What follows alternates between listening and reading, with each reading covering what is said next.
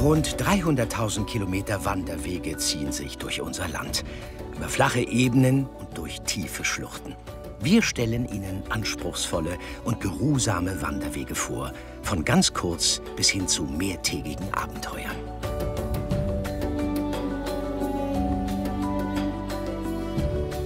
Reisen Sie mit uns durch ein wunder- und wanderbares Deutschland.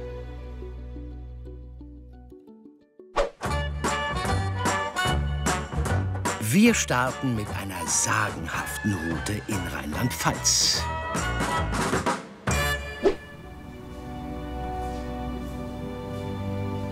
So saftig und grün muss sich der Schriftsteller J.R.R. Tolkien das Auenland vorgestellt haben, als er Der Herr der Ringe schrieb. Womit er allerdings nicht rechnete, dass das Auenland im nördlichen Westerwald liegt. Neuerdings jedenfalls.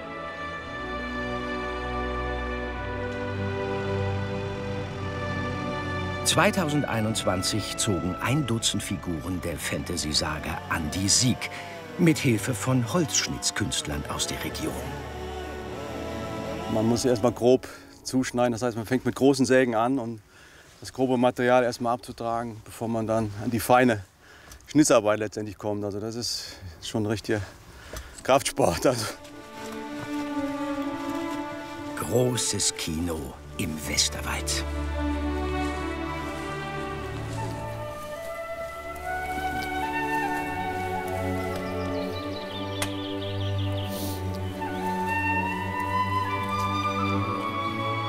Der Auenlandweg ist mit seinen gut 3 Kilometern in etwa 1 Stunde zu schaffen. Eine Stunde voller Entdeckungen. Der Wanderer muss nur die Augen offen halten. Kennt ihr den? Das ist der Legolas. Cool. Ja. Der ist toll geworden. Ich finde es total interessant, dass man eigentlich, ohne dass man den Film gesehen haben muss oder die Bücher gelesen haben muss, eigentlich so schön die Fantasie angeregt bekommt. Allerdings lösen nicht alle Gestalten Begeisterung aus. Vor allem bei einer gibt's leichte bis schwere Berührungsängste. Mal ganz Siehst du, kurz. nee? Und bei dir auch? Wirklich ist? Musst du ja nicht. Ach, guck mal, die macht gar nichts, die ist ganz lieb. Ja. Ach komm, ein Schritt noch. Die Spinne Kankra ist offensichtlich nicht jedermanns Fall. Zum Glück gibt es noch so viel anderes zu entdecken.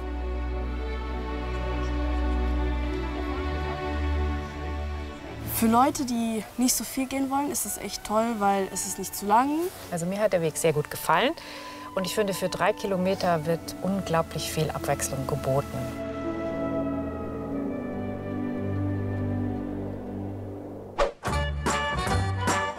Der Weg ist platt, und zwar im Watt.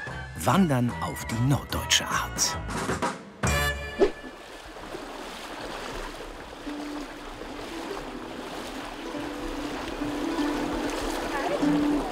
Ganz schön strömig. Also ich fühle die Strömung. Ja, Wattwandern ist nichts für Feiglinge. Hier gibt es keine festgelegten Routen und ausgetretene Pfade mit Hinweisschildern. Dafür aber Abenteuer mit garantierter Wildtiersichtung. Wie hier, auf dem Weg zwischen Dagebühl und Hallig-Uhland. 6 Kilometer zwischen Horizont und Wattwurm.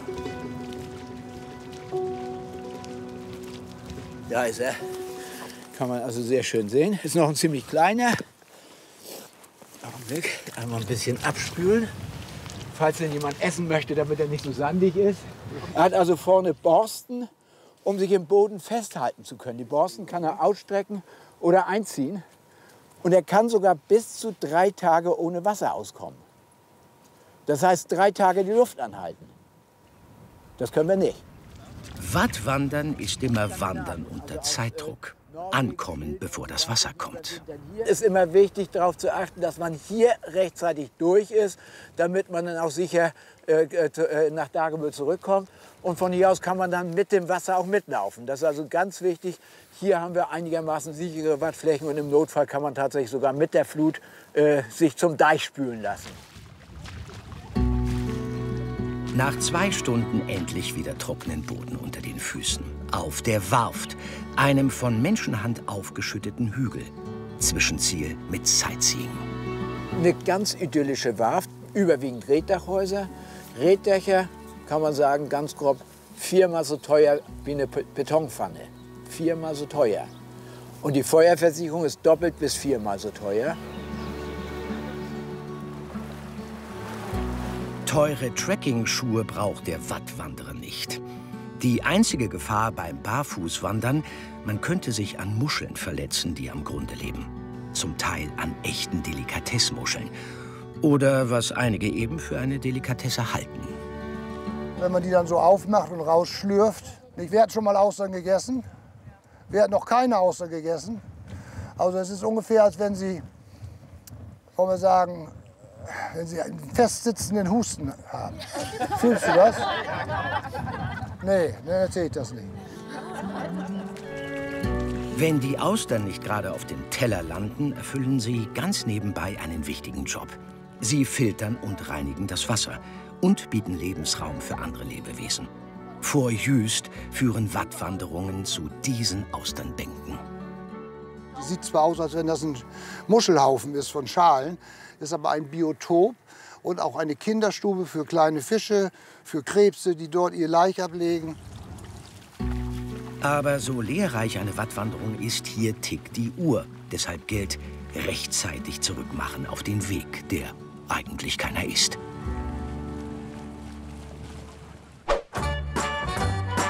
Oben ohne und untenrum auch. Dieser Wanderweg ist für ganz spezielle Bedürfnisse gedacht.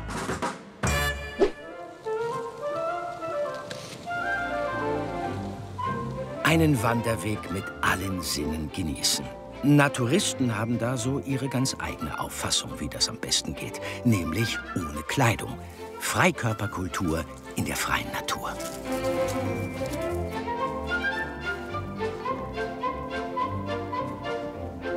Das ist einfach ein natürliches Gefühl.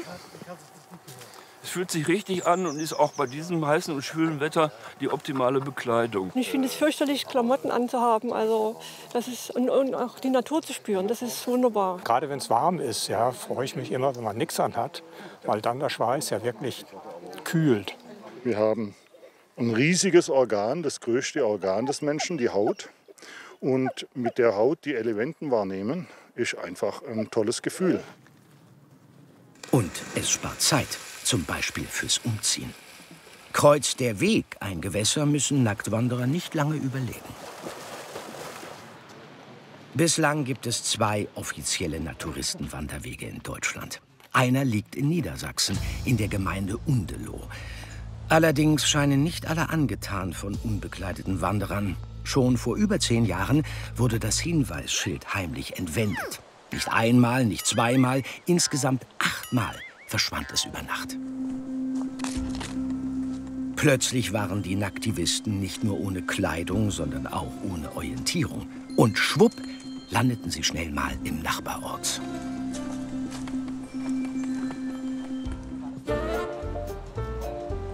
Das soll hier zukünftig nicht passieren. Denn auch im Müritz-Nationalpark machen sich FKK-Anhänger für einen eigenen Wanderweg stark.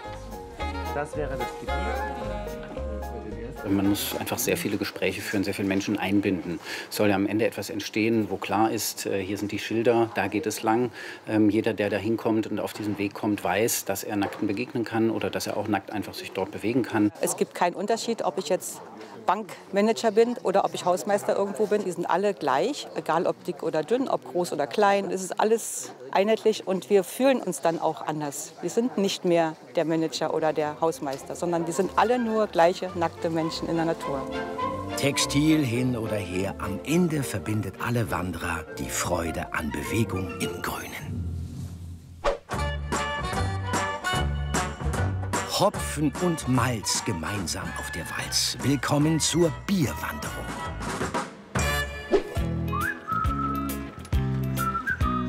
Wer wandert, schwitzt. Und wer schwitzt, muss viel trinken. Schwarzenholz im Saarland kombinierte des Deutschen Lieblingsgetränk mit Bewegung und voilà, die Bierwanderung war erfunden. Es werden immer weniger Leute, die diese traditionellen Wanderungen mitgehen. Wenn man heute sowas machen will oder sowas anbieten will, dann muss man den Leuten was bieten. Das muss ein Event sein. Bierwanderung, Weinwanderung, irgendwas, was die Leute von zu Hause weglockt. Aber dann kommen sie auch und dann ist Highlife. Ja. An der frischen Luft schmeckt's auch gleich viel besser. Fein. Der Wanderung, das ist super. Also wir haben das jetzt auch genutzt für die Vatertagswanderung. Wir haben den Vatertag jetzt einfach 2 Tage nachgeschoben und machen das jetzt heute. Weil am Ende die ganzen 2500 Liter weg waren, soll die Bierwanderung nun häufiger stattfinden.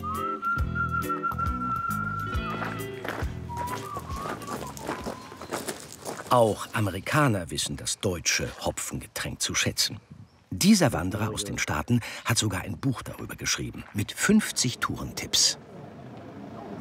Bierwandern ist eine Möglichkeit, den Genuss und Bier zu verbinden. Nach einer Wanderung, ein Bier schmeckt am besten. Schluck für Schluck entdeckte er Bayern. Sehenswürdigkeiten wie der Kofel, der Hausberg Oberammergau's werden bei seiner süffigen Wanderung durchs Monauer Moos fast zur Nebensache. Denn die eigentlichen Highlights sind die Stops mit Biertasting. Ober- oder untergärig, hell oder dunkel, Weizen oder Bock, Rich Carbonara kennt sie alle. Und er erweitert sein Wissen ständig.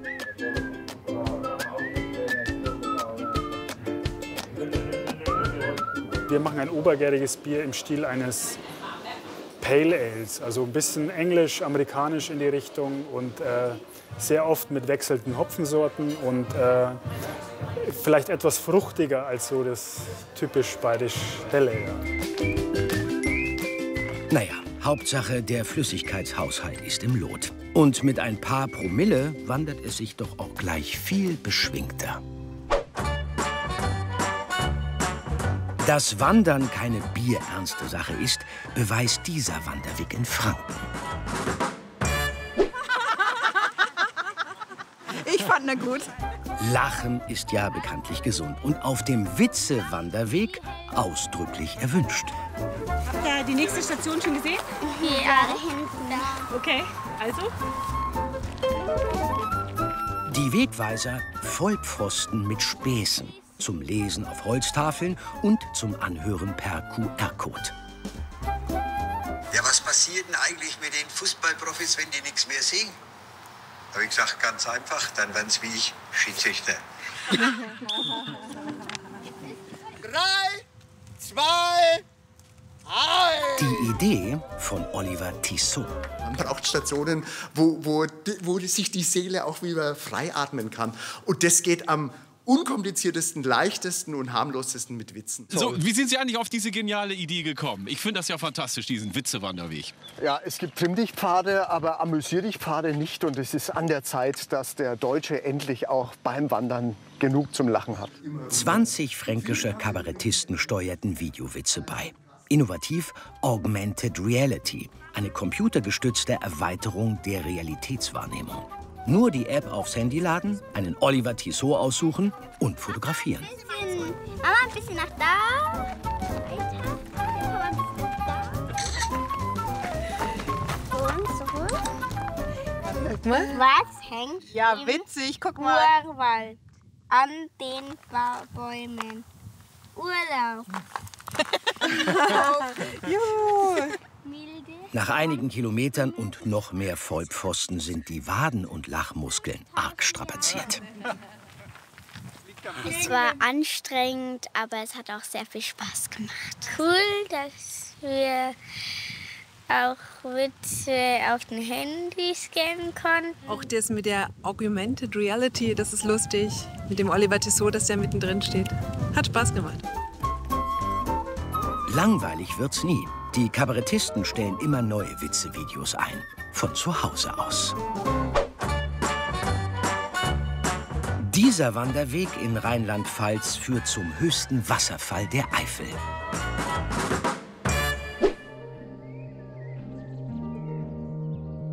In einen Talkessel am Rande der Vulkaneifel schmiegt sich Bad Bertrich, ein schnuckliger Kurort. Schon vor 2000 Jahren entdeckten die Römer die Heilkräfte der hiesigen Thermalquelle. Heute genießen die Menschen das naturwarme Wasser in Deutschlands einziger Glaubersalztherme.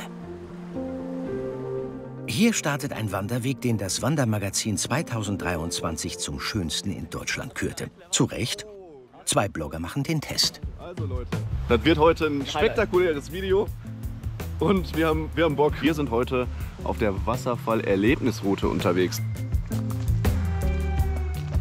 Ja, nicht so. 1,5? Ja, 1,5 Kilometer unterwegs. Hier richtig schön auf so einem schmalen Single-Trail. So wünscht man sich das. Ging jetzt die ganze Zeit berghoch. Und jetzt müsste gleich hier der Hohenzollernturm schon kommen. Der Hohenzollernturm wurde 1896 zu Ehren von Kaiser Wilhelm I. errichtet. In jungen Jahren war die kaiserliche Hoheit nämlich auch mal zu Gast in Bad Bertrich.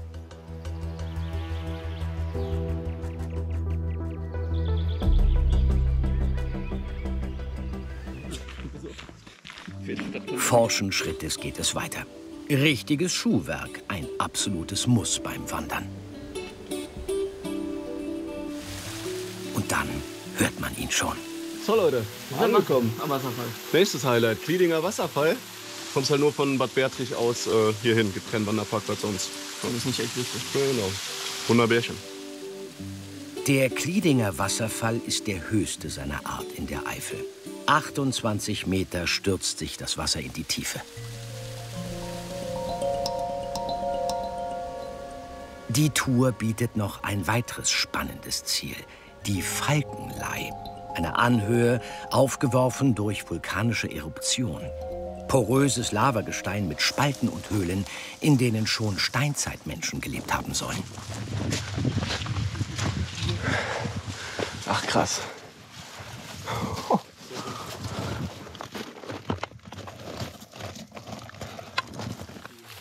Geheimtipp hier. Kennen nicht viele. Man kommt auch wirklich nur, also man kommt hier nicht durch, man muss hier wirklich hier runtergehen und dann habe ich gerade ja gefilmt, durchs Dunkle ein bisschen klettern, aber ist jetzt nichts Wildes oder so, braucht man keine Platzangst haben. Oh, dann bist du hier und hast deine Ruhe. So wie wir. Ehrlich.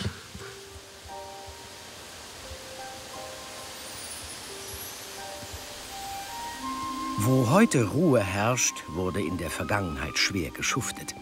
Die Basaltsteine wurden abgebaut und dienten als Baustoff. In Kennfuß, dem Dorf oberhalb der Falkenlei, findet man die Steine in den Mauern von Häusern, Bauernhöfen und der Kirche St. Maria in der Ortsmitte. Trotz 500 Höhenmetern in den Beinen, die Hangabtriebskraft erleichtert den Rückweg. Sehr schöne Wanderung gewesen. Nicht besonders anstrengend, kann jeder machen, würde ich jetzt mal sagen. Gute Wanderung, Bad Bertrich können wir empfehlen. Genau. Kommt vorbei.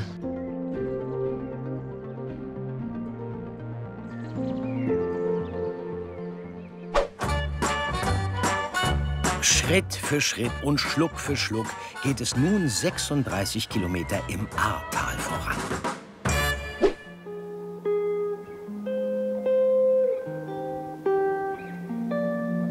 Of having only eyes for you, of letting you turn my crimson skies blue.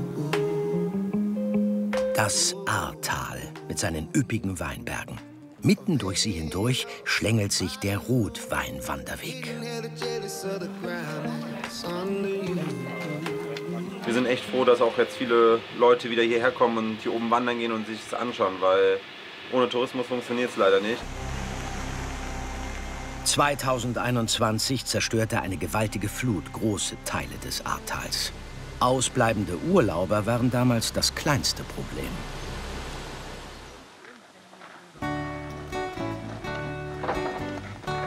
Aber aufgeben war keine Option. Während im Tal noch die Aufräumarbeiten liefen, kamen die ersten Menschen bald wieder in die Region. Vor allem auf den Rotweinwanderweg hoch oben an den schroffen Schieferfelsen. Also mich hindert es schon manchmal an die Ahr zu fahren, weil ich immer denke, da ist alles zerstört. Das bleibt so ein bisschen haften. Aber hier oben, jetzt bin ich positiv überrascht, ist es doch wieder, wie es war. Also hier oben ahnt man ja gar nicht, wenn man nicht wirklich runterschaut, was da passiert ist, nicht? Aber es ist schon, wenn man den Blick nach unten nimmt, ist es natürlich bedrückend. Aber hier oben kann man sich gut fühlen, ja, keine Frage. Solidarität mit dem Ahrtal. Winzer und Gastronomen taten sich zusammen, um den Tourismus wieder anzukurbeln. Wandern für den Wiederaufbau, das kam an. Ich hatte das im Internet gesehen, die Ankündigung, dass wir das hier machen können. Und ich wusste, die zwei waren schon hier zum Helfen. Und dann hatte ich halt gefragt, ob wir das nicht zusammen machen wollen und noch ein bisschen Solidarität mit einem schönen Ausflug verbinden. Inzwischen kommen die Urlauber wieder zahlreich. Und obwohl es auf dem Wanderweg ja eigentlich ums Wandern geht, sind vor allem die Stops sehr beliebt.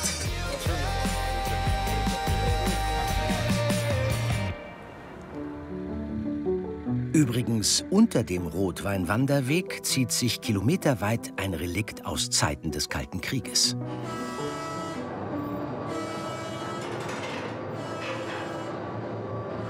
In diesem Bunker sollte bei einem Atomangriff die damalige Bonner Regierung Schutz finden. Der Atombunker war von 1971 an knapp 30 Jahre lang in Betrieb. Heute ist er ein Museum. Bundespräsident, Bundeskanzler und 3000 Regierungsbeamte hätten hier nach einem Atomschlag die Regierungsgeschäfte weiterführen können. Es gab eine Kommandozentrale und sogar ein WDR-Fernsehstudio, um Ansprachen an die Bevölkerung zu halten. Seit 2008 leitet Heike Holunder das Museum und die dazugehörige Dokumentationsstätte. Also das ist eine komplette parallele Welt gewesen, die sich unter dem Rotweinwanderweg verborgen hat. Eine komplette Stadt unter dem Berg, 5 autarke Bauteile für jeweils 600 Personen und die Außenwelt wusste nichts davon. Dieser Bunker war eines der teuersten Bauwerke in der Geschichte der Bundesrepublik. Rund 3 Milliarden D-Mark hat der Bau gekostet. Hier oben kostet es nichts, höchstens mal ein Gläschen Wein.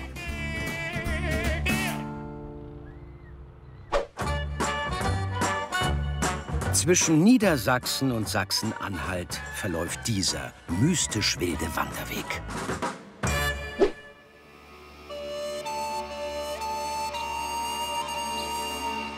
Der Harz. Der Sage nach trafen sich immer am 1. Mai Hexen aus nah und fern auf dem Gipfel des Brocken, dem höchsten Berg im Harz, zum Feiern. Nach ihnen ist ein Wanderweg benannt, der rund 100 Kilometer durch Norddeutschlands höchstes Gebirge führt, der Harzer Hexenstieg.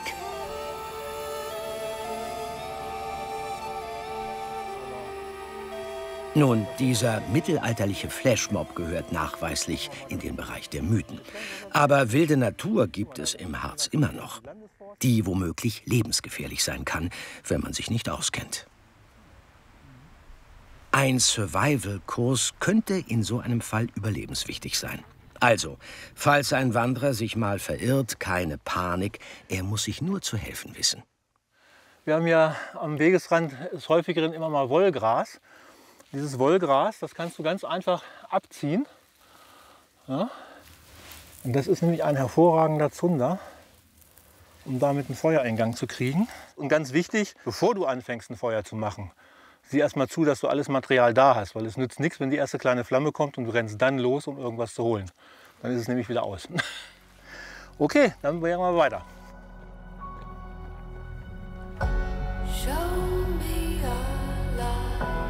Der Harz bietet ideale Bedingungen für ein Überlebenstraining. Denn abseits der Tourismusströme gibt es hier noch die wilde Natur.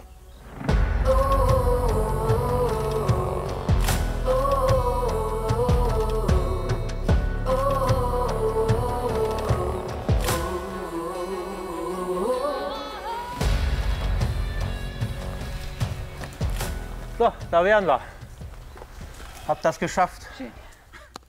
Um in der Wildnis zu überleben, muss man Feuer machen, Trinkwasser besorgen und sich einen Schlafplatz bauen können. Das Ganze ist auch eher so wie eine Schulung gestaltet. Das heißt, der Kurs selber zielt jetzt nicht darauf ab, den Teilnehmer wirklich fertig zu machen, sondern ihm einfach die handwerklichen Fähigkeiten an die Hand zu geben, dass er das dann kann, wenn es mal drauf ankommt.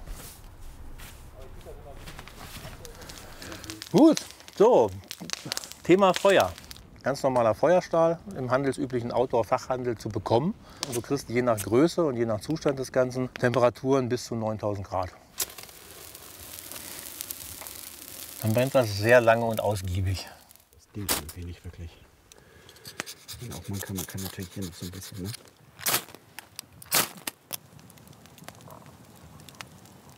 So funktioniert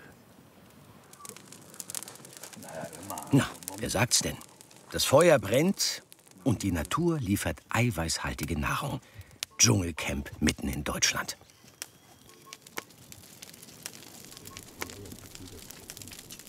Die Vorfreude auf das Mahl hält sich in Grenzen. Aber im Notfall den eigenen Ekel überwinden zu können, das ist das Ziel dieser Übung. Schmeckt wie Hühnchen.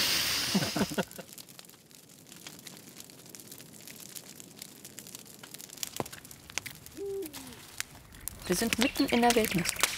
Ja, zumindest so viel Wildnis wir hier in Deutschland haben. Es ist ja sehr gezähmte Wildnis, aber doch, es ist auch ein wilder Ort.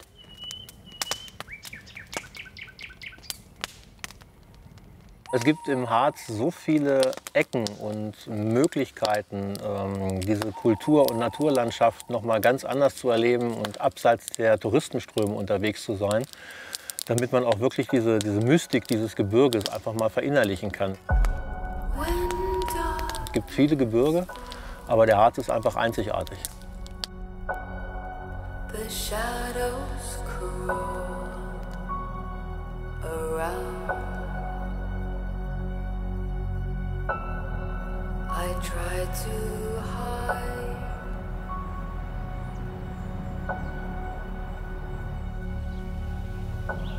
Besonders eindringlich vermittelt sich diese Mystik auf dem Harzer Hexenstieg. Märchenhafte Wälder, das sagenumwobene Bodetal. Vorbei an schnuckligen Dörfern bis hin nach Thale.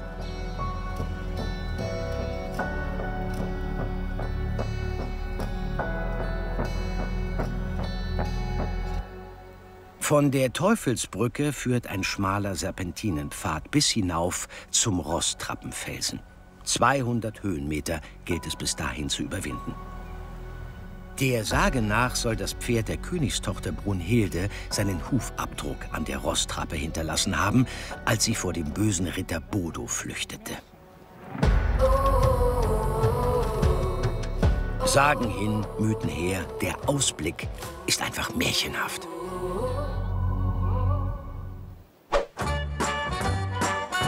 Wer wandern will, muss leiden. Zumindest hier beim Megamarsch.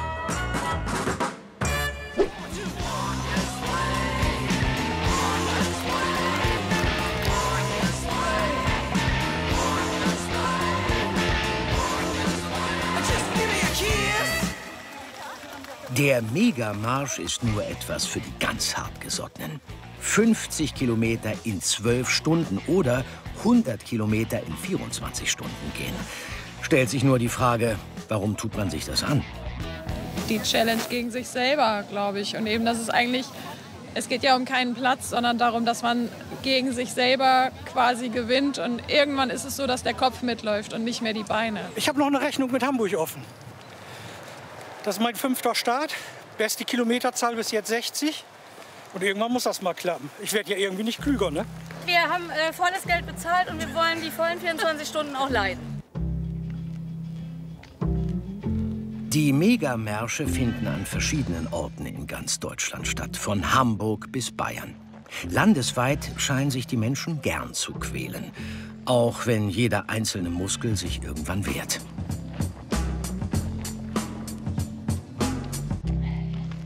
Take a walk on the wild side. Kilometer 31,5. 2 Blasen. Meine Fitness ist gut, also dass meine Fußsohlen brennen und ich mit meinem Kreislauf zu kämpfen habe.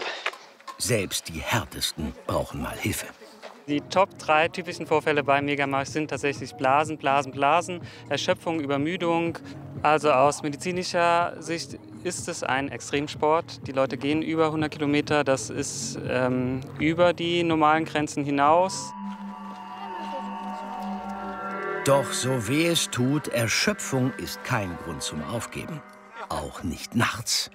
Bei kleinen Pausen wird der Energievorrat aufgetankt. Motivation ist willkommen, hilft aber nicht wirklich. Es hört einfach nicht auf.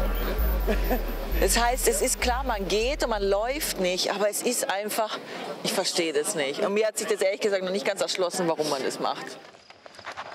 Eine Tortur mit Ansage. Und auch wenn alles gegeben wird, mitunter reicht es nicht bis ins Ziel. Also bei einem 50-Kilometer-Event schaffen es schon so um die 80 bis 90%. Und Hamburg bei Nacht ist ja ein 50-Kilometer-Marsch. Bei 100-Kilometer-Events sind wir so bei 30 bis 40 ungefähr. 130.000 Schritte später.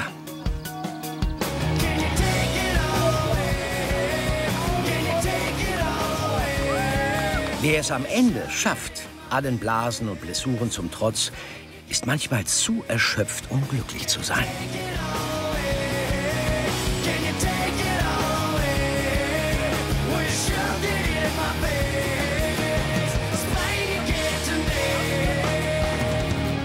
Wahnsinnig stolz auf mich, dass ich es durchgehalten habe, dass ich das alles ignoriert habe und mein Körper, dass er so gut mitgemacht hat. Liebe Kinder, bitte nicht nachmachen. Ohne Training hilft nur der Arzt oder Apotheker. Dieser Wanderweg diente schon den Künstlern der Romantik als Muse und Inspiration.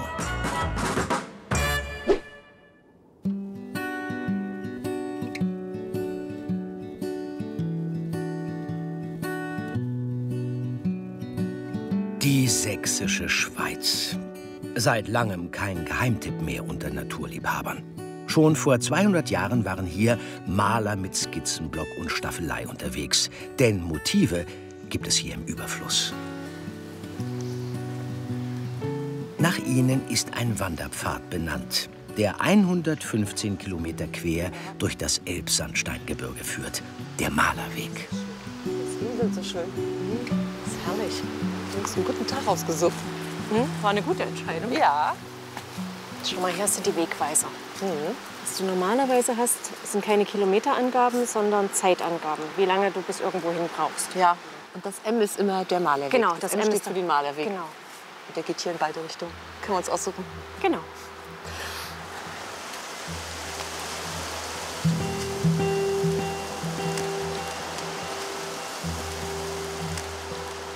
Moose und Flechten verraten es schon. Hier unten im Tal, im Utewalder Grund, ist es feucht und kalt, wie in einem Keller. Fachleute sprechen deshalb vom Kellerklima, obwohl die Gegend allemal attraktiver ist und mehr zu bieten hat als jeder Keller. Ich kann mir so richtig vorstellen, wie die Maler damals hier so lang gewandert sind, ne? So zu Zeiten der Romantik und gedacht haben, ja, Motiv, Motiv, Motiv, überall Motive. Guck mal, stell dich mal hier drüben hin. Hier? Und jetzt guck mal. Ein Tor.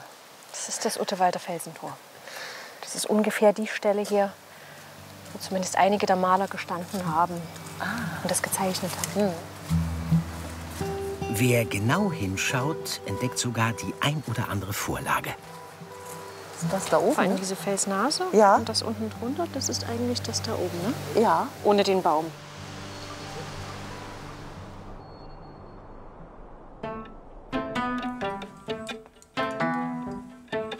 Kletterer sehen die Felsen der sächsischen Schweiz weniger als Motiv, eher als Motivation. Mehr als 1100 Gipfel dürfen bestiegen werden. Sicherungsringe gibt es nur wenige. Allein der Erstbesteiger darf sie mit Genehmigung in den Fels schlagen. Sächsische Bergregel, um den porösen Sandstein zu schonen.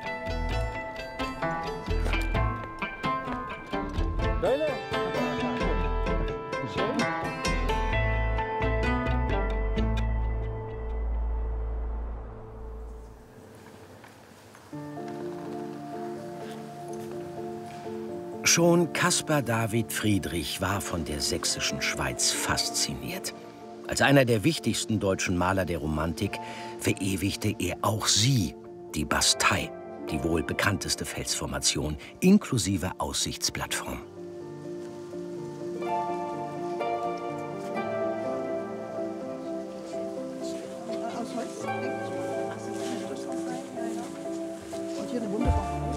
Sehr dramatisch, die Situation. Umgestürzte Bäume haben wir auch genau, heute. Haben wir auch hier, genau. Ja? Ja. Und sehr wild. Aber auch ein bisschen interpretiert. Wild. Ist nicht 1:1 das, was wir sehen?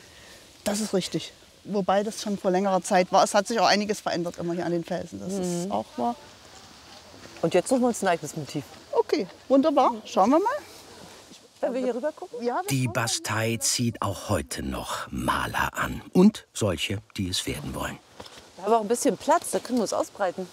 Ja, die Felsen sind doch toll. Ein idealer Ort für die Dresdner Künstlerin Claudia Pinkau und ihre Malkurse. Genau. Wenn die Romantiker vor, die saßen dann wahrscheinlich im Sturm, oder? Sind die nur bei gutem Wetter gegangen? Ja, die kannten da nichts. Die wollten ja auch die Naturereignisse festhalten. Und Caspar David Friedrich hat mal eine ganze Woche im Utewalder Grund übernachtet, zwischen den Bäumen und Felsen, ohne Wohnmobil und ohne Zelt. Und wollte wirklich in sich fühlen, die Natur in sich aufnehmen. Und deswegen hat er dann auch so wunderbare Bilder schaffen können, weil er wirklich eins war mit der Natur.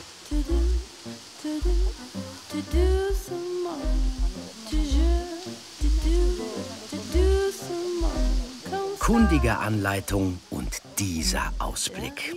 Da vollführen Künstlerlein ihre ersten Pinselstriche, fast wie von selbst.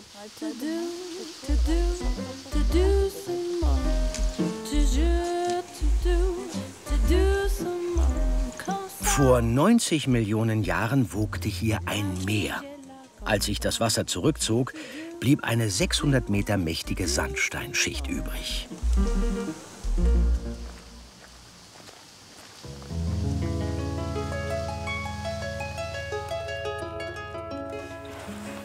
Toll.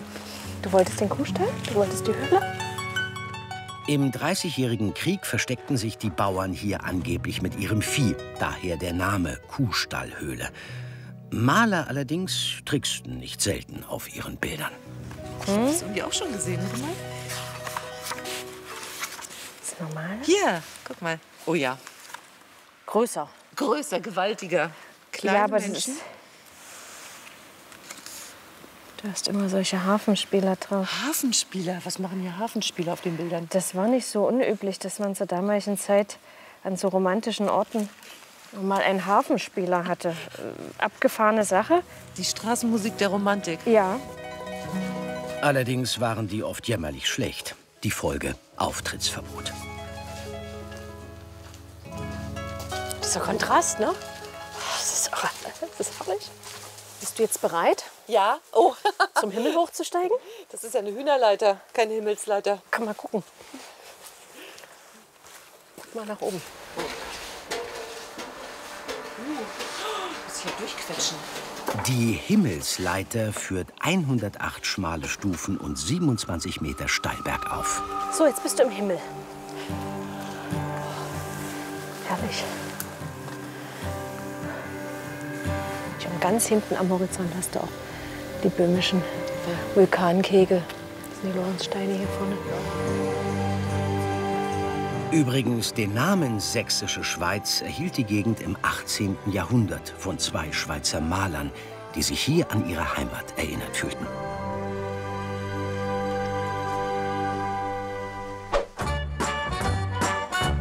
Es wird wild romantisch. 6 Wanderetappen durch ungezähmte Natur.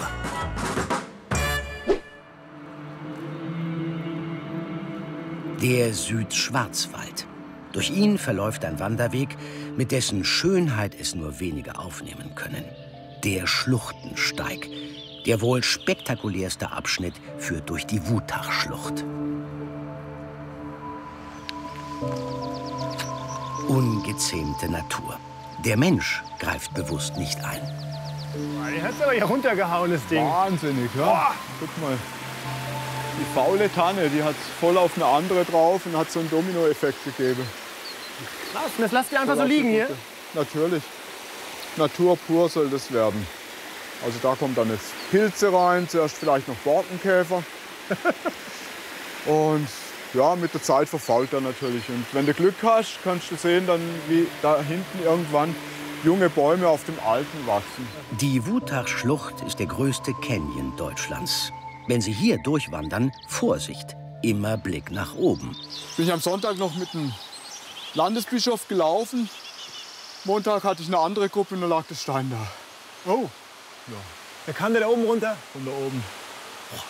Du siehst ja die Risse im Fels. Ja. War schon beachtlich. Aber mitten im Jahr, also normalerweise haben wir sowas im Frühjahr oder im Winter, wenn es dann friert und wenn dann das Eis die Fugen auseinander drückt, diese Risse. Aber nicht im Sommer.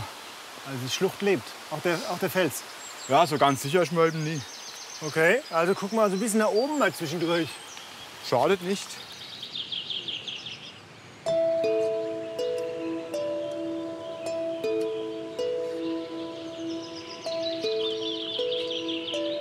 Das Leben in der Wutach ist ihr Metier. Und das seit 20 Jahren. Nicht wieder reinfallen, ne? Ich meine, das ist unberührte Natur. Also wie gesagt, letztes Jahr waren wir hier, da war diese Kiesbank nicht vorhanden. Jetzt ist sie wieder da. Hier lässt man dem Fluss noch Platz. Hier kann sich die Natur einfach frei entfalten und man entdeckt eigentlich immer wieder was Neues. Irgendwelche tollen Falter, schöne neue Fische, sozusagen nicht neue Fische, aber Fische, die wir gefühlt noch nicht gesehen haben. Also insofern, es ist einfach immer ein Erlebnis. Aber die Groppen kommen nicht gut, Jan. Ja, ist halt einfach noch April, ne? Ja. Die beiden untersuchen, wie viele Groppen, Forellen und Elritzen im Frühjahr schon aktiv sind. Fischen im Auftrag der Wissenschaft.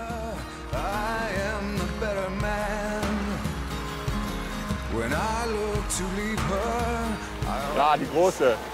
Komm hoch. Ah, ja, den kriegst du noch. Bleib dran. Ja, komm.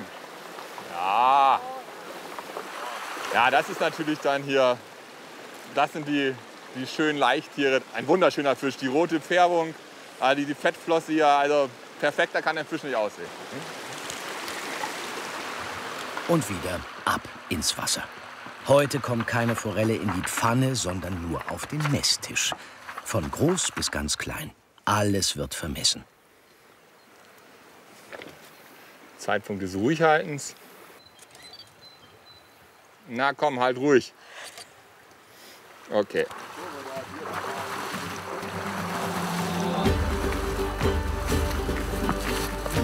Wanderer, die heute die Schlucht entlang gehen, ahnen kaum, dass sie ein Geheimnis birgt.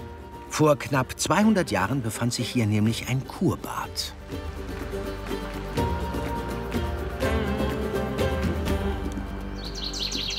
Da sieht man noch die Grundmauern von dem ehemaligen Hotel. Und jetzt haben wir Wald pur.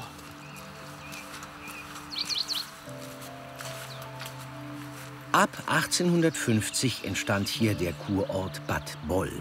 Einziges Überbleibsel ist die kleine Kapelle. Das Bad war mondän und luxuriös. Die High Society Europas erholte sich in der Wutachschlucht. Romantisches Naturerlebnis. Das passte zum damaligen Zeitgeist. Man kann sich schwer vorstellen, also ich stehe jetzt auf dem ehemaligen Tennisplatz, hier mitten in der Wildnis der heutigen Wutachschlucht.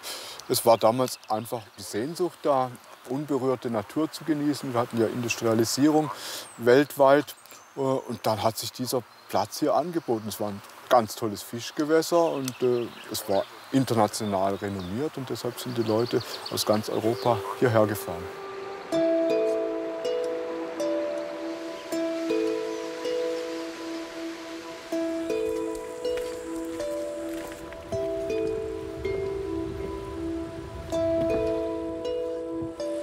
Das ist aber auch mal eine irre Felswand. Boah. Richtig schön langgezogene Prallwand. Die Formation, die finde ich irgendwie ganz verrückt. Als wenn jemand was rausgeschlagen hätte, aber es ist nicht so, oder? Nee, da ist früher der Fluss vorbeigeschrammt und hat praktisch unten das weiche Gestein ausgespült und dann stürzen diese Felswände nach und verändern praktisch laufend das Bild der Wutach. Und die ganzen Farben heißt, dass das verschiedene Gesteinsschichten sind? Das ist alles Muschelkalk, also Muscheln, die in einer Meeressituation abgesunken sind. Und die verschiedenen Schichten zeigen an, ob das Meer mal kälter, wärmer, tiefer, flacher war. Also schon eine Weile her, dass hier Meer war. 240 Millionen Jahre zurück. Der Weg durch die Wutachschlucht dauert etwa 5 Stunden. 5 wunderbar wildromantische Stunden. Auf dem Kamm des Rothaargebirges verläuft dieser überregionale Wanderweg.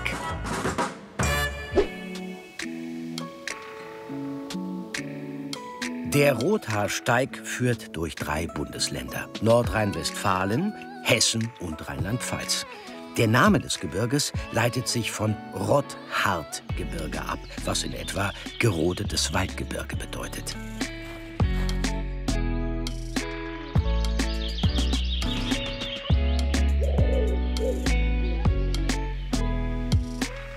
Kabarettistin Lisa Feller startet ihre Erkundungstour auf dem Clemensberg, einem der 3 800er im Sauerland. Lisa, da bin ich. Mensch, schön, dass du mit uns den Rothaarsteig wanderst. Ja, auf geht's. Da bin ich schon wieder mit dabei.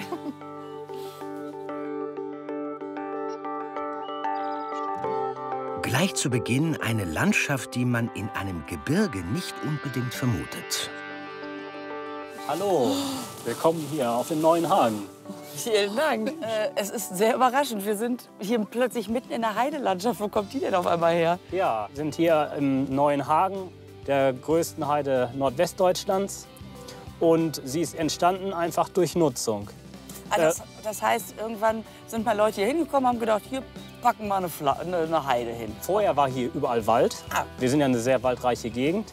Dann haben sie angefangen, die umliegenden Dörfer hier, die Gehölze wegzunehmen und die Tiere drauf zu treiben. Die haben halt neben der Beweidung und der Holznutzung halt auch die Heide an sich genutzt, indem sie halt geplaggt haben. Das heißt, sie haben diese oberste Bodenschicht einfach entnommen, mit Hilfe von einer sogenannten Plagghacke. Man muss das hier richtig oben abhacken und dieses Heidematerial, was jetzt hier zustande kommt, das hat man halt als Einstreumaterial für den Stall genommen früher. Aha, wieder was gelernt.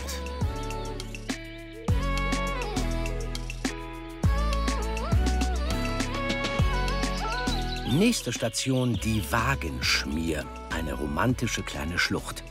Im Mittelalter sanken auf dem ehemaligen Handelsweg zwischen Leipzig und Köln noch regelmäßig Pferdefuhrwerke in das weiche Gestein ein. Ab dem 19. Jahrhundert wurde dieses Material an dieser Stelle abgebaut. Frühjahrsputz im Wald. Dafür gibt es wegeeigenes Reinigungspersonal, sozusagen. Alex putzt die Bäume. Hallo. Hallo. Hallo. Hi, ich dachte, du bist eine Wegezeichnerin und jetzt schrubbst du die Bäume. Sieht aus, als säßen die beim Friseur. Ja, eine Wegemarkiererin. Ich schaue, ob die Wegezeichen noch alle in Ordnung sind. Und wenn nicht, dann werden die erneuert. Und im Laufe der Jahre, da lässt der Kleber nach. Oder, es fällt ja auch mal ein Baum um, oder? Es werden Bäume im Moment ja öfter mal. Genau, fehlen Bäume. Zu wenig Hinweisschilder sind am Rothaarsteig nicht das Problem. Wanderneulinge sind eher vom Gegenteil überfordert. Mein Gott, sind das viele Schilder. Da versteht man ja gar nicht mehr, wo man hin muss. Ja, aber den Rothaarsteig kann man ja zum Glück immer gut erkennen. Ja, der ist rot. Ja, das stimmt. Ja, genau. Und den gibt es noch in 2 Farben. Wisst ihr das? Ja, in Gelb und in Schwarz. Genau. Und was das für eine Bedeutung hat, wisst ihr auch sicher. Also die gelben Rothaarsteigzeichen sind die Zuwege zum Original-Hauptweg. Und die schwarzen, das sind die sogenannten Rothaarsteigspuren. Also da gibt es noch so Rundwege, die man laufen kann in der Region. Also ein Umweg quasi. Schwarz sozusagen. Ist Umweg. Aber der Umweg hat meistens so 15, 20 Kilometer. Also Umweg? Genau. Alles klar. Vielen Dank, Alexa. Ja, gerne. Ja.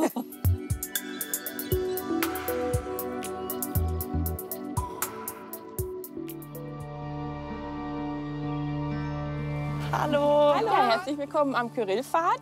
Erinnert ihr euch noch an Kyrill? Ja, klar, das war ja dieser krasse Sturm. Ne? Also hier war wirklich die Hölle los. Ne? Also hier in Südwestfalen sind wirklich Wälder umgeknickt wie Streichhölzer. In der Nacht vom 18. auf den 19. Januar 2007 zerstört der Orkan Kyrill 50.000 Hektar Wald.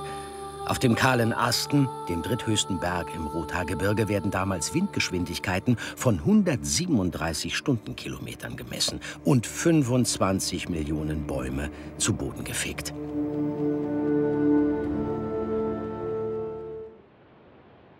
Aber so schnell lässt sich die Natur nicht unterkriegen. Sie nutzte die Katastrophe für einen Neuanfang. Es ist ja enorm, was hier passiert ist. Ja, auf jeden Fall. Also was man hier sieht, sind noch die alten Bäume, die man einfach genauso liegen gelassen hat, wie sie bei Kyrill gefallen sind. Und den Rest hat die Natur im Prinzip jetzt hier selber gemacht. Sogenannte Pionierbaumarten wie Birke, Eberesche und Bergahorn eroberten sich den Raum zurück. Und Fichten, deren Samen in den Zapfen der umgestürzten Bäume lagerten und dann von selbst auskeimten. Fachleute nennen das Naturverjüngung.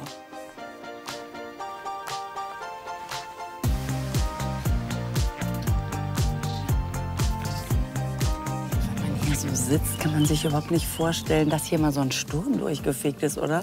Das ist ja herrlich. Jetzt müssen wir mal die Aussicht. Ja, müssen wir eigentlich noch weiter? Ich glaube nicht, oder?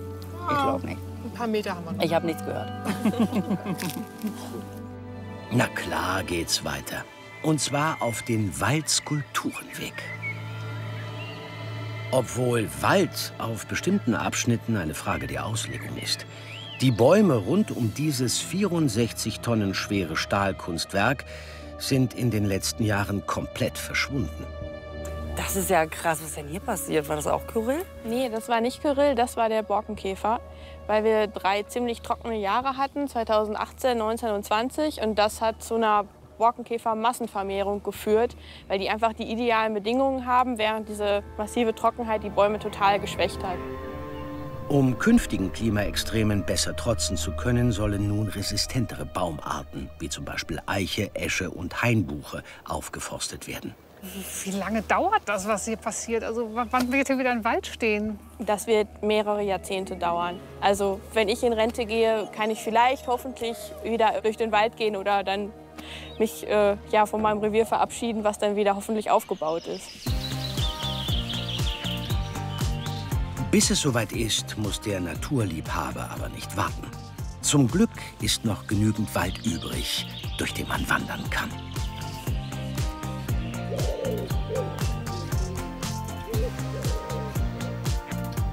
Schaut mal, da ist die Ginsburg. Wo? Ah, ich sehe sie auch. Im 14. Jahrhundert plante Wilhelm von Oranien auf der Ginsburg die Befreiung der Niederlande von spanischer Herrschaft. Aber noch viel wichtiger: 2001 wurde genau hier der Rothaarsteig eröffnet. Gehen wir mal. Die Aussicht vom Turm ist wohl die schönste entlang der Strecke und bietet Wanderern den perfekten Blick auf das, was sie schon geschafft haben und das, was noch vor ihnen liegt.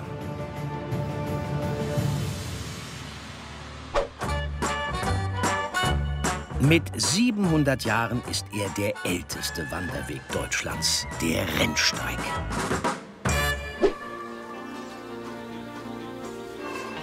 »100.000 Wanderer pro Jahr. Damit hält der Rennsteig den Rekord als meistbegangener Fernwanderweg des Landes. Er beginnt an der Werra, in einem Ortsteil der Stadt Eisenach. Hier in Hörschel geht er los, der legendäre Rennsteig. Und es gibt eine Tradition, und zwar soll man sich einen Stein suchen, das habe ich schon gemacht, und den soll man mitnehmen und einmal über den ganzen Rennsteig bringen, bis nach Blankenstein an der Selbitz. Ja, und let's go. Ja, natürlich kann man den Rennsteig erwandern, aber mit dem Fahrrad geht es viel schneller. Echte Profis nehmen sogar das E-Bike. Du kannst dich mit dem E-Bike genauso fertig machen in kürzester Zeit wie mit dem normalen halt, ne? Ja, und kommst trotzdem geilere Berge hoch wahrscheinlich. Ja, es ist einfach ein ganz neue, du kannst eine Tour ganz neu fahren. Ich könnte jetzt hier einfach hochfahren halt, ne? Ja. Und das ist ja auch übelst anstrengend, ne? Also allein diese Steigung. Kannst du mir nicht erzählen, dass man das hier mit einem normalen Mountainbike hochfahren will?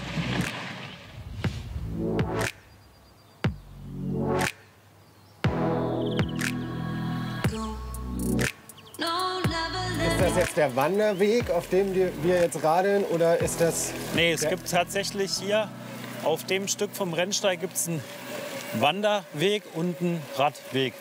Und kann ich von Hörschel aus bis ganz zum Ende auf dem Radweg fahren? Nicht überall. Also du wirst an Stellen auch einfach nur den einen Rennsteig haben. Ja. Aber viele Abschnitte sind halt schon so unterteilt.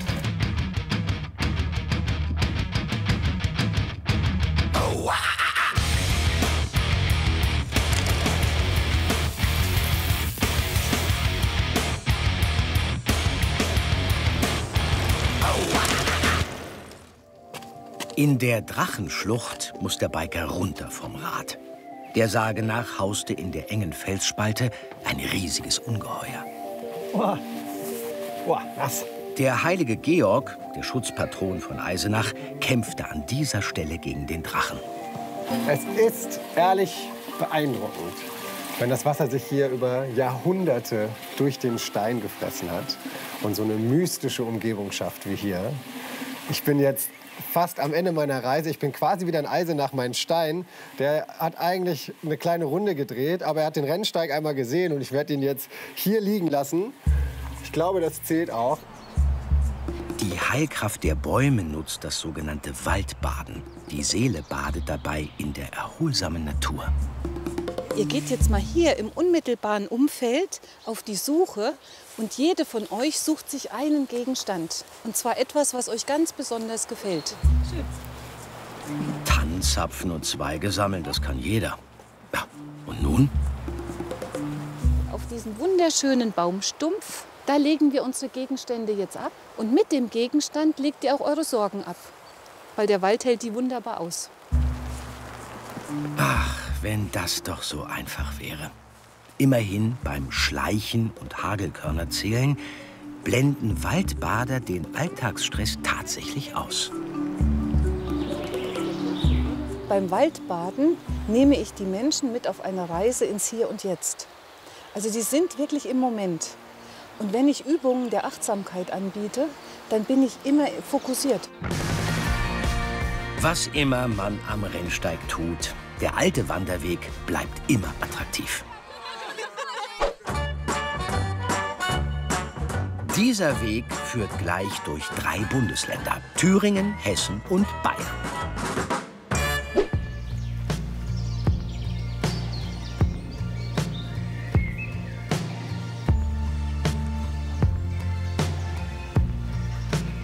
Der Wanderpfad durch die Rhön startet in Bad Salzungen, einem staatlich anerkannten Sohle-Heilbad.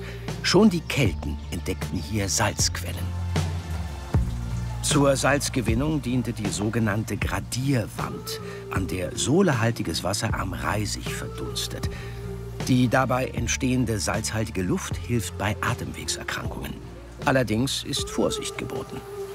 Also wenn Sie jetzt so nah dran gehen, ich hatte gerade gedacht, so Schutzbrillen wären auch nicht schlecht, weil das brennt schon ganz schön im Auge. Aber ansonsten ist das ein wirklich toller Ort. Das hat so was Meditatives, wie ich finde, wenn man hier so drauf schaut. Und das Lichtspiel jetzt auch mit der Sonne, wenn man einfach sich mal auf die Tropfen einlässt. Innerhalb von kurzer Zeit spürt man schon das Salz auf den Lippen. Die anderen dürfen probieren, wer es noch nicht kennt. Boah! Ja. Boah!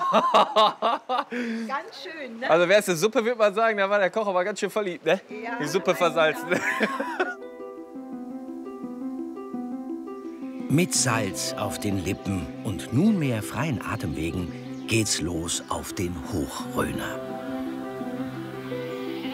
Am Horizont das hessische Kegelspiel. Kegelförmige Vulkanberge in Osthessen. Stopp! Mit etwas Glück trifft der Wanderer auf Rhönschafe. Die standen bis 2020 noch auf der Liste der bedrohten Arten. Doch hiesige Schäfer wollten sich damit nicht abfinden und begannen, die einheimischen Rhönschafe wieder zu züchten. Erfolgreich, wie man sieht.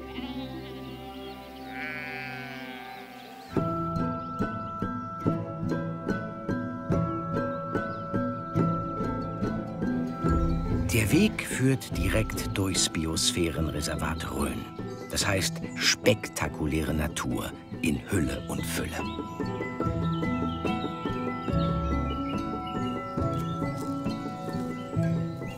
Wo geht's hin? Was zeigst du mir?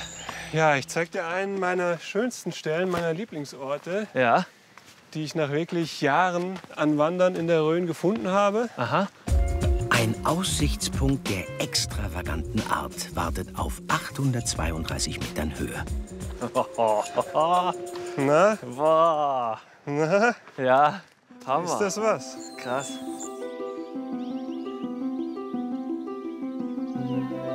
Was hier so krass ist, der Blick auf ein Meer. Ja, richtig gehört, Meer. Ein Basaltblockmeer. Das ist der Schafstein, eines der wirklich besten Stellen, eine der besten Stellen in der Rhön.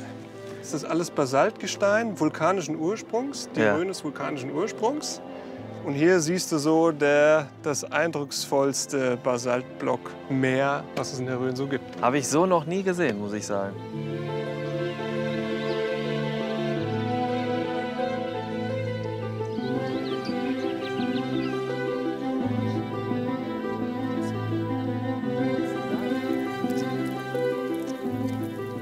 Kannst du dir vorstellen, auch am Ende in der Rhön alt zu werden? Hier alt zu werden, kann ich mir durchaus vorstellen. Das ist halt schon eine Heimat auch. Ich war als Kind schon hier unterwegs, laufen, wandern und habe da die Rhön natürlich kennengelernt. Ja.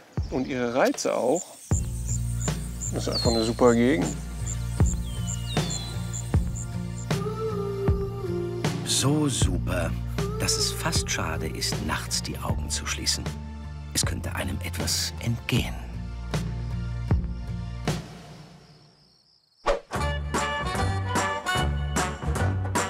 Im Norden wartet ein tierisches Wandervergnügen.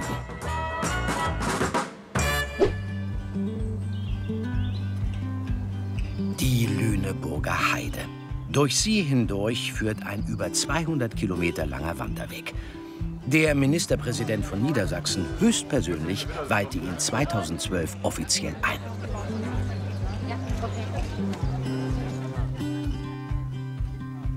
Bereits 2 Jahre später wurde der Heidschnuckenweg vom Wandermagazin zum schönsten Wanderweg Deutschlands gewählt.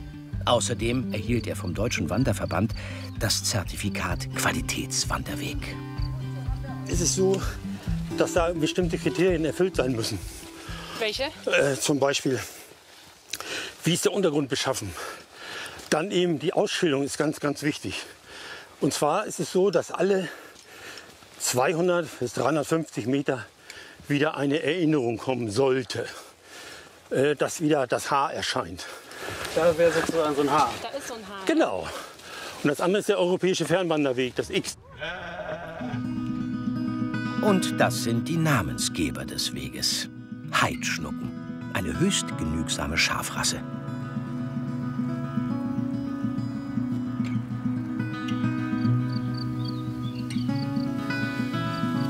Aber es leben auch Tiere hier, die man schnell mal übersieht. Im Walderlebniszentrum erleben Schulklassen die Faszination der Winzlinge unter den Heidebewohnern. Das ist die kleine rote Waldameise, die Formica polyctena. Ja. Und wenn du das jetzt möchtest, darfst du da gerne mal reinfassen. Und dann können wir mal gucken. Dann freue ich mich schon auf dein schmerzverzerrtes Gesicht. Ich habe tatsächlich ein bisschen Angst. Wo greife ich denn jetzt hin? Ja, da wo die Ameisen sind. Macht das ja keinen Sinn. Mach mal richtig. Aber jetzt nicht so Spielerei hier. Da muss man richtig. Das muss noch runtergehen, die Hand. Die Hand muss runtergehen. Ach du Grüne. So. Oh mein Gott. Sehr gut. Nee, du kannst weiter Jörg zu mir sagen. Das reicht. So. Und jetzt kommen die Ameisen hier rum. Ihr müsst euch das mal angucken. Das ist gar nicht schlimm. Guck mal, der hat noch nicht mal ein schmerzverzerrtes Gesicht. Das ist ganz friedlich. Ich darf dich schon ein bisschen als ameisenverrückt bezeichnen, oder? Nee, das darfst du nicht. Das bisschen kannst du weglassen. Ich bin ameisenverrückt. Jeder hat seine Meise und ich habe mein A davor. Und da stehe ich auch zu. Nun ja, diese Tiere sind für normale Wanderer wahrscheinlich interessanter. Der Weg führt vorbei am Truppenübungsplatz Munster. Von dem sollte man lieber die Füße lassen, da Blindgänger nicht nur das Wandern, sondern auch das Leben des Wanderers an sich schnell beenden könnten. Deshalb ist der Heeresstandort Sperrgebiet. Der Truppenübungsplatz Munster Süd speziell, der ist seit etwa 1892 bereits in der Nutzung. Also seit knapp 130 Jahren mittlerweile. Und es wurde auch seit damals bereits scharf hineingeschossen. Wenn man sich den Boden anguckt, egal wo auf dieser Fläche, der ist eigentlich durchsiebt von Splittern. Hier darf niemand rein, außer das munitionsfachkundige Personal. Nein, das ist nichts für friedliche Wandersleute. Immerhin, weil das Betreten für Menschen verboten ist, entfaltet sich die Natur hier ungehemmt. Und der Hirschkäfer frohlockt sogar, wenn Bäume von Munition getroffen werden. An dieser Verletzung läuft Saft aus. Und dieser Saft ist lebensnotwendig für die 60 Lebenstage, die dieser Käfer hat. Also profitiert der Hirschkäfer, der zur geschützten Art gehört, von den Schießübungen der Bundeswehr? Indirekt ja. Keiner will natürlich, dass ein Baum beschossen wird und blutet, in Anführungsstrichen, dass Säfte austreten. Aber wenn es passiert, hat es in diesem Fall vielleicht sogar noch einen positiven Nebeneffekt. Waffen als Instrument zur Käfererhaltung. Naturschutz auf einem neuen Level. Aber keine Angst. Von den 13 Etappen des Heidschnuckenweges sind allesamt friedlich und ungefährlich. Einst lockte die Lorelei hier Schiffer ins Verderben. Heute ist die Gegend rund um den Rhein beliebtes Wandergebiet.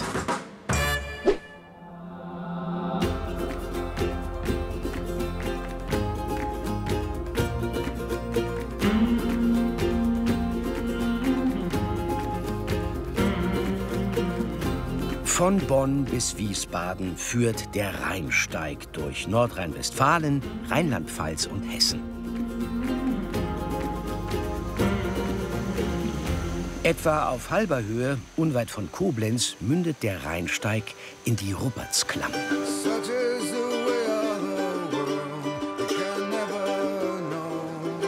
Mit 235 Metern Höhenunterschied ist das kein ganz müheloser Spaziergang. Das ist ja richtig mit Steigeisen hier. Ja.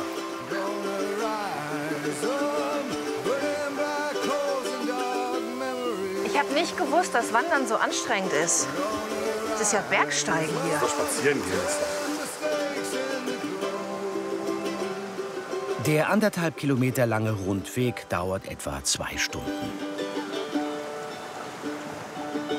Dankeschön. Würdest du sagen, dass das ein Weg ist, den auch Anfänger gehen können?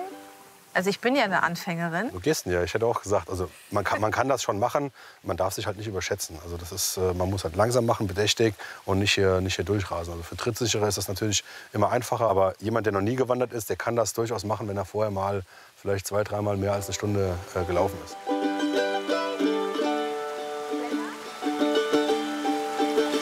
Lennart? Ja?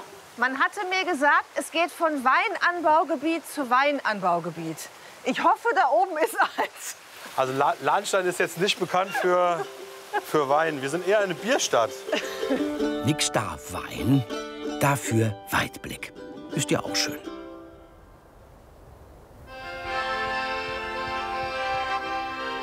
Weiter flussaufwärts. Oberhalb von Rüdesheim steht das monumentale Niederwalddenkmal. Der ideale Ort für ein Treffen der Weinköniginnen und Prinzessinnen aus dem Rheingau.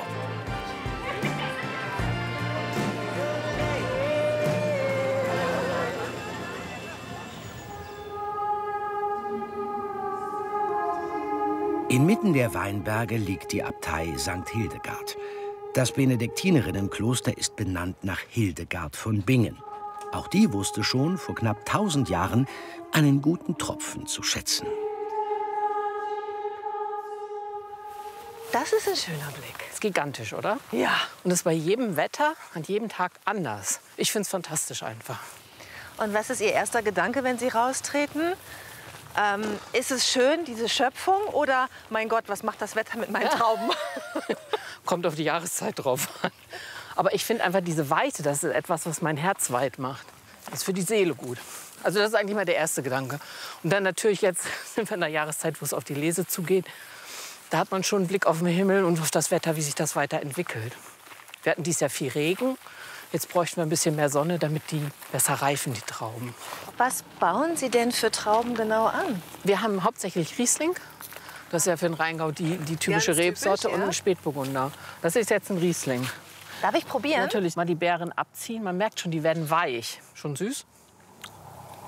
Ja. Echt? Ja. Dann probiere ich auch. Wir gehen eigentlich so Ende September, Anfang Oktober durch die Weinberge und probieren die Trauben. Die einzelnen Beeren, die Trauben. Wenn die schmecken, schmeckt der Wein auch. Wenn nicht. Das ist jetzt auch ein Riesling von 2022. Wie gesagt, feinherb. Zum Wohl. Zum Wohl. Erstmal riechen und dann schmecken und im Mund nicht gleich runterschlucken, sondern ein bisschen den Mund austapezieren damit. So ein Schlückchen Wein tut gut. Gerade wenn es hier genossen wird, am Quell seines Ursprungs.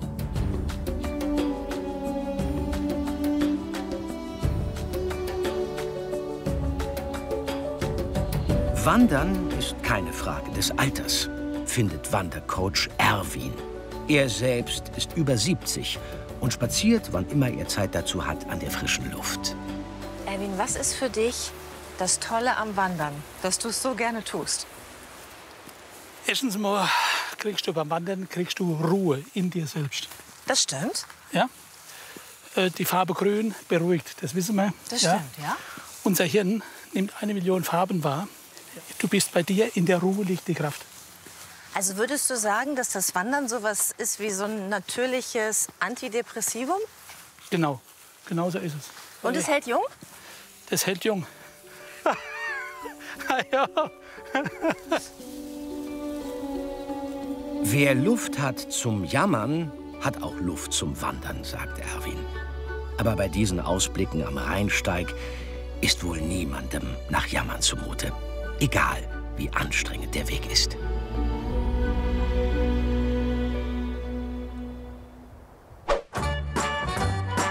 Von Osnabrück geht's nun nach Meppen und seit 2020 sogar bis nach Groningen. Wir starten heute in Osnabrück, wir sind hier, werden dann diesen Weg durch die Stadt gehen, einmal den Ring überschreiten, gehen sehr schön über den Hasefriedhof, also wunderschön. Und dann gehen wir durchs Nettetal, komplett durchs Nettetal, weiter bis nach Rulle. Also wir werden Spaß haben. 20 Etappen des Hünenweges und damit 5500 Jahre Kulturgeschichte liegen vor den Wanderern. Der Endweg ist hier sehr schön dargestellt, von Osnabrück bis nach Groningen. Startpunkt das Rathaus im Herzen Osnabrücks. Durch die Altstadt, an der Hase entlang, hinein in die Natur. Am Steinbruch bei Bramsche Üffeln erleben die Wanderer ihr türkisblaues Wunder. Das ist der alte Steinbruch. Der ist jetzt renaturisiert. Da hätte es sogar ein schöner See angelegt. Man kann da noch sehr schön lang gehen. Also das ist eine unwahrscheinlich schöne Tour, wenn man da zum Wasser geht. Hier an der rechten Seite, wenn wir ganz hinten gucken, da kann man das sehen, das ist noch der aktive Steinbruch. Der aktive Steinbruch wird auch noch gesprengt. Der Pfad verläuft fernab der Straßen und ist auch für untrainierte Wanderer gut zu absolvieren. Die Tour führt durch das Osnabrücker Land und das Emsland. Wenn etwas den Hünenweg auszeichnet, dann Abwechslung. Flussniederungen, Heide, Moor, Felder, Wiesen und kleine Seen. Durch mystische Wälder und Dickicht erreicht die Gruppe die Hexentreppen und den Hexentanzplatz. Einst heidnische Plätze und im Mittelalter verteufelt. Es empfiehlt sich stets, jemanden dabei zu haben, der sich auskennt. Zum Beispiel, wenn die Frage aufkommt, wie kleine Gebirge in Norddeutschland entstanden. Und dies muss nach der letzten Eiszeit muss das hier passiert sein. Ja. Also die Gletscherzunge kam von Norden und hat vor sich Geröll und Steine aufgeschoben. Und als sie zum Stehen kam, entstanden die Ankumer Berge und die Dammer Höhen. Und dazwischen floss dann das Urstromtal, das Schmelzwasser ab. Das ist jetzt, ich hoffe, im Laub zu erkennen. Und wenn man jetzt die Karte anguckt, kann man das genauso noch erkennen. Jetzt fließt die Hase in die andere Richtung zurück. Erdgeschichte und sogar Kulinarik. Tja, es gibt fast nichts, was dieser Weg nicht bieten kann. Eine Fichte hat was ganz Besonderes. Im Frühjahr, das ist eine Vitamin-C-Bombe. Der frische Ableger, wenn er klein ist, einfach kauen. Essen? Essen. Das schmeckt auch sehr gut auf Salat, wenn man es auseinander pflückt. Im Salat. Und es ist ein angenehmer Geschmack, oder? Und dann endlich die Namensgeber des Hünenweges. 2 riesige Grabkammern mit monumentalen Steinen. Jahrtausende alt aus der Jungsteinzeit.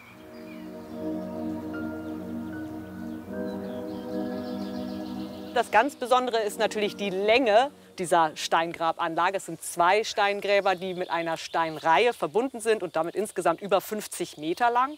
Das ist schon auffällig. Und wenn man so drüber schaut und sich vorstellt, wie sie das gebaut haben mit mehreren 100 Mann wahrscheinlich über mehrere Wochen und Monate, da steckt schon viel Arbeit und Kraft drin. Die Menschen sind ja erst sesshaft geworden zu der Zeit. Sonst würde man sowas ja auch nicht machen, wenn man weiterzieht. Unsere Gruppe aber zieht weiter. Und zwar zu einem teilweise renaturierten Moor, dem Hahnenmoor.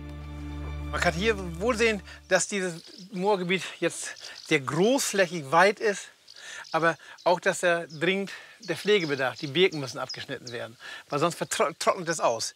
Man hat diesen Graben ja wieder angelegt, damit er wieder vernässt wird, die Seite vom Weg. Und da wird höchste Zeit, dass man die Birken wieder bekämpft. Typisch auch das Wollgras und das moorige Wasser mit den Baumstümpfen. 15 Uhr war ja Gewitter vorhergesagt. Ja, genau. Ich habe auch gedacht, 15 Uhr sein. Dann geht man hier weiter, Herzlake. Dann sieht man total kultivierte Flächen, auch gerade an der Hase entlang. Und immer wieder die Hünengräber zeugen, dass hier schon am längsten in Deutschland, mit am längsten Menschen gewohnt haben, die damals sich schon hier sesshaft gewesen sind. Also ich bin da immer so, ich habe so ein bisschen Ehrfurcht davor, dass man sagt, wenn Hünengräber, jedes Hünengrab sagt, boah, hier haben schon vor über 2000 Jahren Menschen gelebt. Und sind womöglich auch gewandert. Damals, um überleben zu können, und heute immer noch. Aus Vergnügen.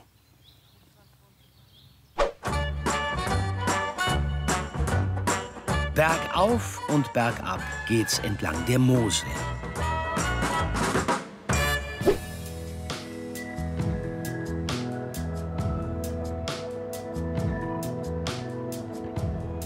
Treffpunkt Trier. Viel Spaß auf dem Moselsteig. Ja, herzlich willkommen. Hallo. Hallo. Morgen, ja. Willkommen auf dem Moselsteig. Hier in Trier auf dem Felsenpfad oberhalb der Römerstadt Trier. Ja, wir werden uns jetzt ein paar schöne Tage auf dem Moselsteig machen mit all seinen Highlights. Und der beginnt im Weißhauswald, einem beliebten Naherholungsgebiet oberhalb der Stadt. Der gesamte Moselsteig ist 365 Kilometer bzw. 24 Etappen lang. Die sage und schreibe 10.000 Höhenmeter verteilen sich zum Glück weitflächig.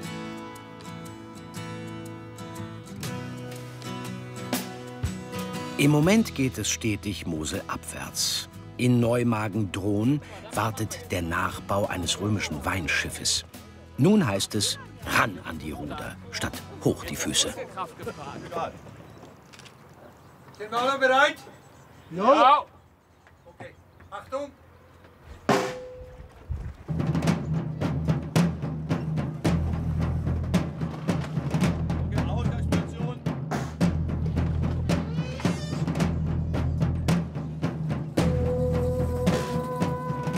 Schlimmer als Wandern? Oh, anstrengend.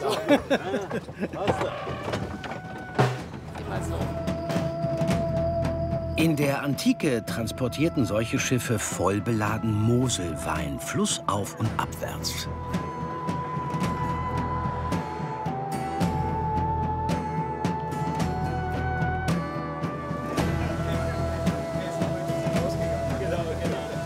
Guck mal, hier unten sehen wir schon wieder die Mosel. Dort hinten sehen wir dann Bernkastel-Kues, die Burg Landshut.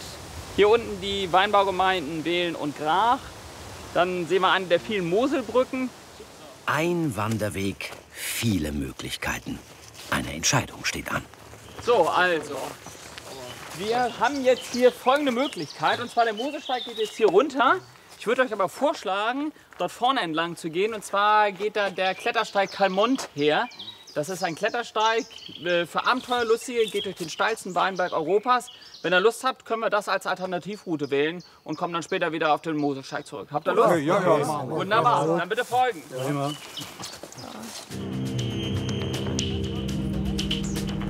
Ab jetzt gilt Begehen auf eigene Gefahr.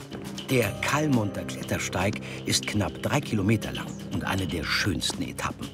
Schwindelfrei sollte man sein und trittsicher. Nicht umsonst heißen die alten Weinlagen Tod, Angst oder schlimmer Fachkaul. Der Ausdruck steil gehen bekommt hier eine ganz neue Bedeutung.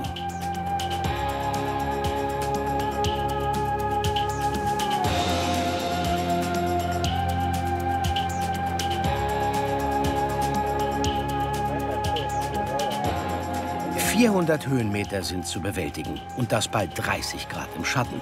Nur, den gibt's leider nicht. Schon die Römer nannten den Steilhang Calidus Mons, also heißer Berg. 140 Grad Gefälle, bewirtschaftet in mühsamer Handarbeit. Trockenmauern stützen das lose Schiefergestein.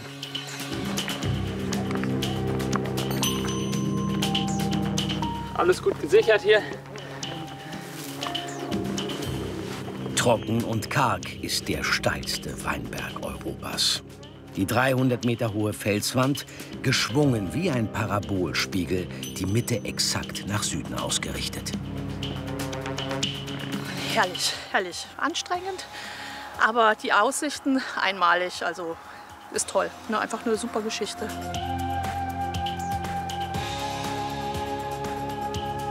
Auf diesem Boden und an diesen Hängen kann nur eine Weinrebe überleben, der Riesling. Nur seine Wurzeln schaffen es tief genug ins Erdreich, um die Pflanze mit ausreichend Wasser zu versorgen. Herauskommt Steillagen-Riesling. Hallo. Guten Tag. Habt ihr den Klettersteig durchwandert heute? Ja, einmal quer durch. Bei dem schönen warmen Wetter. Wunderbar. Eine ganz schöne Anstrengung, oder? Ja. Aber ein Erlebnis. Nach einer kleinen regionaltypischen Stärkung, natürlich flüssig, geht es dann auch schon wieder an den Abstieg. Glücklicherweise auf eine Art, die die strapazierten Beinmuskeln schont. Nämlich mit dem einzigen technischen Hilfsmittel im Steilhang, der Monorackbahn. Die individuell gefertigte 200 Meter lange Zahnradbahn überwindet extreme Steigungen auch im unwegsamsten Gelände. Normalerweise hilft sie beim Abtransport der Ernte des mineralischen, nach Trockenfrüchten schmeckenden Rieslings. Naja, oder, wenn es sein muss, eben auch beim Runterbringen müder Touristen. Vorausgesetzt, die sind bereit für ein kleines Abenteuer.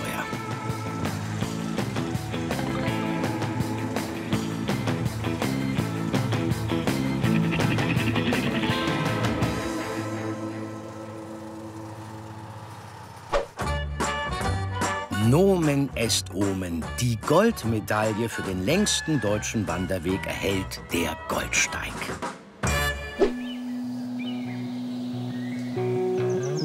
...660 Kilometer durch den Oberpfälzer Wald und den Bayerischen Wald. Der Goldsteig ist der längste Qualitätswanderweg Deutschlands und für ihn der schönste überhaupt.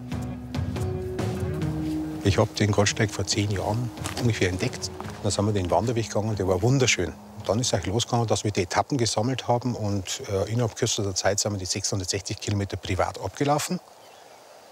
Ja, und das hat richtig Spaß gemacht, so dass ich ein paar Jahre später dann tatsächlich als Goldsteig-Wegemanager zum Einsatz komme und das zu meinem Beruf gemacht habe. Mir macht Spaß, also ich bin ein leidenschaftlicher Wanderer und einer der größten Goldsteig-Fans. Für mich ist also nicht nur ein Beruf, sondern für mich ist es eine Berufung. Dieser Berufung folgt der ehemalige Banker von März bis November täglich. Eine seiner absoluten Lieblingsetappen beginnt auf einer Hochebene im Bayerischen Wald, in Oberbreitenau, mit seinen geheimnisvollen Ruinen aus einer längst vergangenen Zeit. Das ist ein ehemaliges Bergdorf. Vor 350 Jahren waren also da richtig viele Menschen herum. Bis zu 80 Menschen haben da herum gelebt. Und in den 20er Jahren des 19. Jahrhunderts haben das Dorf verlassen. Es war einfach so schwierig, hier zu leben. Die Winter waren kalt und lang. Und dann haben sie sich auch entschieden, wieder ins Tal zu gehen.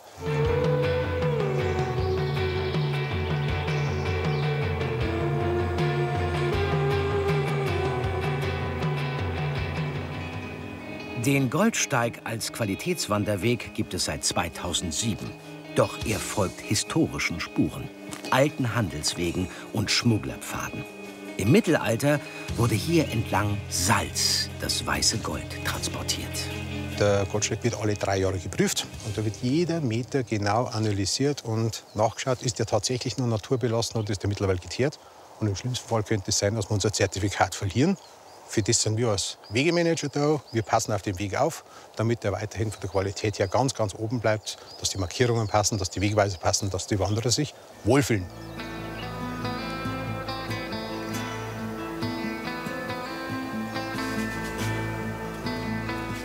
Der Goldsteig gliedert sich in 38 Tagesetappen. Und wem die fast 700 Kilometer lange Strecke noch zu kurz ist, kleine Ausflüge nach links und rechts sind ausdrücklich empfehlens- und wünschenswert, findet sogar der Wegemanager. Sein Tipp: ein Abstecher zum Gesinger Stein. Der Gesinger Stein ist ein ganz besonderer Ort aus dem Grund. Kommt vom Deckendorfer Hausberge, kommt man herunter, ist viel im Wald unterwegs. Und da macht man einen Abstecher her und dann hat man eine riesige Aussicht in das Schauflinger Land, ins Donautal. Wenn man Glück hat, sieht man schon ein bisschen das Karwendel. Es ist so ruhig da, es sind nicht viele Leute da. Also es ist einfach ein Platz, wo man genießen kann. Ich kann da richtig entspannen und denke an gar nichts. Das ist auch eine Kunst, 5 Minuten lang zu sitzen und nur dumm zu schauen.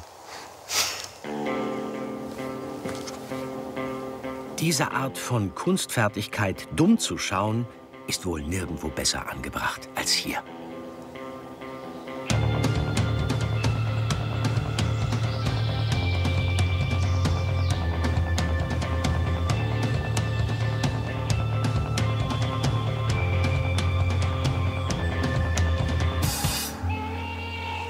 Vom Aussichtsfelsen geht's weiter in den Lallinger Winkel. Mit seinen zahlreichen traditionellen Streuobstwiesen gilt er als Obstschale des Bayerischen Waldes.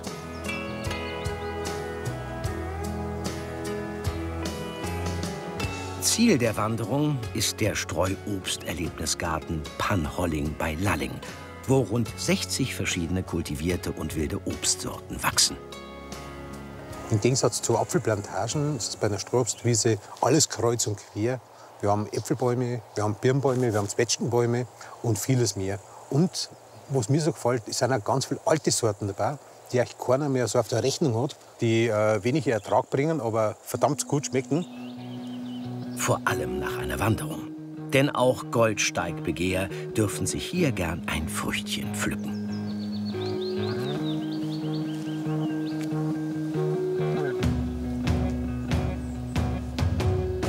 Wandern ist meine absolute Leidenschaft und der Goldsteig ist meine größte Leidenschaft in der Natur. Und ja, ich glaube, ich bin schon fast ein wenig süchtig.